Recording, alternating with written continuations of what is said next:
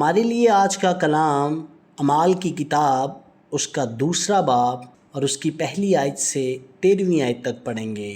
جب عید پینتیکوست کا دن آیا تو وہ سب ایک جگہ جمع تھے کہ یکایک آسمان سے ایسی آواز آئی جیسے زور کی آندھی کا سناٹا ہوتا ہے، اور اس سے سارا گھر جہاں وہ بیٹھے تھے گونج گیا، اور انہیں آگ کے شعلہ کی سی پھٹتی ہوئی زبانیں دکھائی دیں، اور ان میں سے ہر ایک پر آ ٹھہریں، اور وہ سب روح القدس سے بھر گئے اور غیر زبانیں بولنے لگے جس طرح روح نے انہیں بولنے کی طاقت بخشی۔ اور ہر قوم میں سے جو آسمان کے تلے ہے خدا ترس یہودی یروشلم میں رہتے تھے، جب یہ آوازیں آئیں تو بھیڑ لگ گئی اور لوگ دنگ ہو گئے، کیونکہ ہر ایک کو یہی سنائی دیتا تھا کہ یہ میری ہی بولی بول رہا ہے،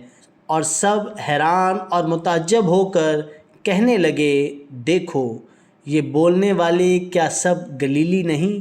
پھر کیوں کر ہم میں سے ہو کر اپنے اپنے وطن کی بولی سنتا ہے؟ حالہ نہ کہ ہم پارتھی اور مادی اور الامی اور مسوپتامیہ اور یہودیہ اور کپدوکیہ اور پونتوس اور آسیہ اور فروگیا اور پمفیلیا اور مصر اور لبوا کے علاقہ کے رہنے والے ہیں، جو کرینے کی طرف ہے، اور رومی مسافر خواہ یہودی خواہ ان کے مرید اور کریتی اور عرب ہیں، مگر اپنی اپنی زبان میں ان سے خدا کے بڑے بڑے کاموں کا بیان سنتے ہیں۔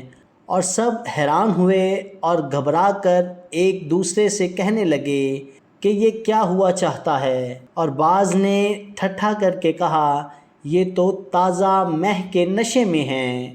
آمین۔ خداوند کا پاک کلام پڑھا اور سنا جانا ہم سبوں کے لیے باعث برکت ہو۔ خدا کا شکر ہو۔ آمین۔